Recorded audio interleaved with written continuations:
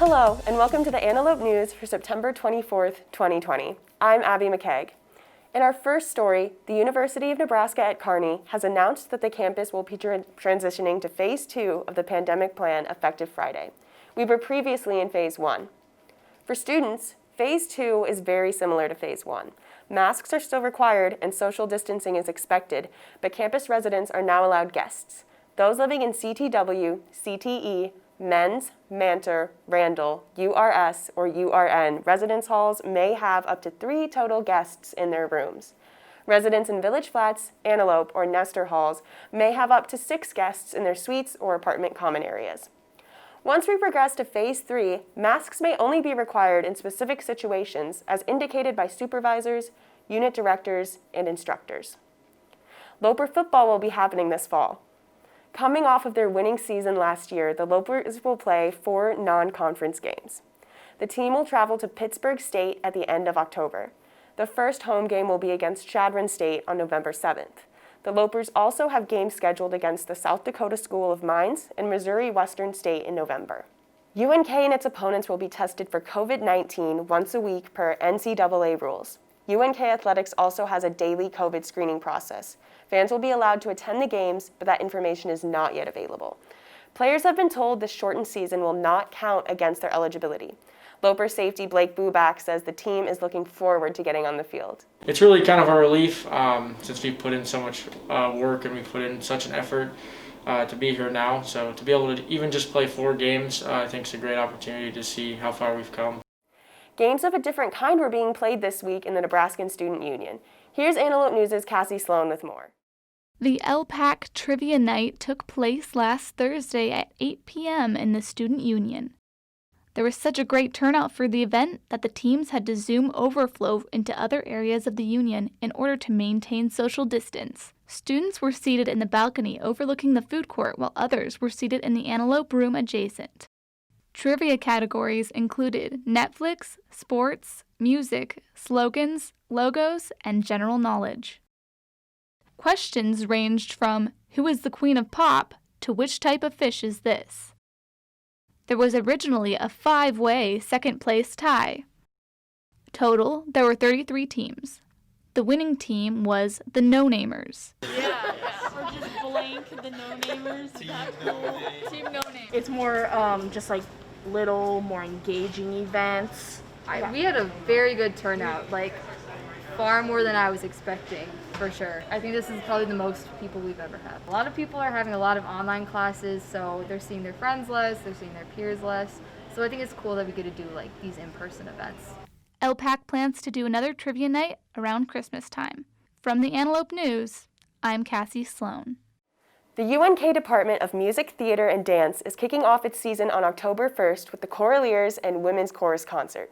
The performance is the first in a series of virtual concerts that will be live-streamed on the department's website. Dr. John Petzet conducts both performing choirs. He told Antelope News what audiences can expect from this first concert.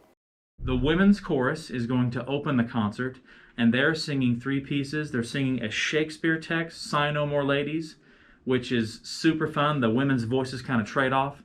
And then they're singing the famous from the 50s or 60s, Mr. Sandman.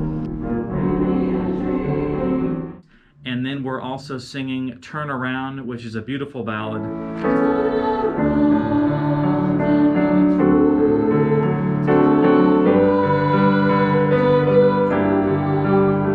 So after the women's chorus, the UNK Choraleers will come out, and they're going to sing some Shakespeare songs. I've actually broken the choir up into 2 groups. And that will be the concert, about 30 minutes. Yeah, you got it. Other concerts coming up this month include the Kearney Symphony Orchestra performing on the Frank Museum lawn. That show is open to the public on the evening of the 3rd, weather permitting. The Wind Ensemble performs October 9th, and the Men's Chorus and Collegium concert is the 12th. You can find the schedule along with the link to the live stream at unk.edu/academics/music. UNK's American Democracy Project is hoping you haven't forgotten that 2020 is an election year.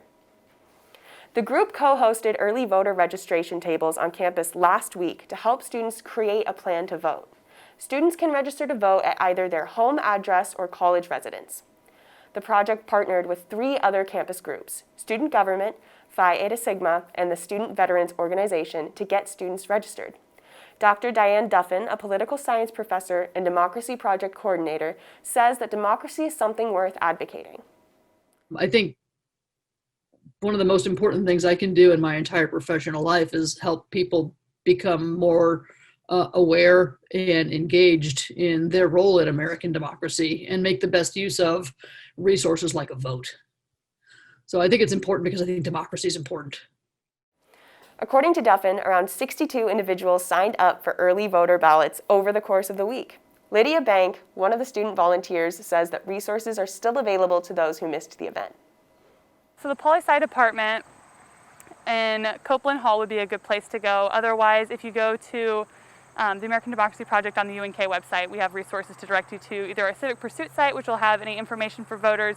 Otherwise, all of our social media pages like Facebook, Instagram, and Twitter will have information that we'll be pushing out as well. Early and absentee ballot requests are available online through the Nebraska Secretary of State's office and are due Friday, October 23rd. Members of the UNK and Kearney communities held a candlelight vigil Saturday night to honor the life of Justice Ruth Bader Ginsburg. The women's rights pioneer passed away last Friday at the age of 87. More than 70 individuals gathered outside Mona in remembrance of the late Supreme Court Justice.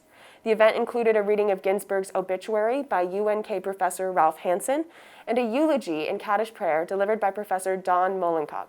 According to UNK student Kayla Brower, members of the political group Kearney Indivisible put the event together in fewer than 12 hours.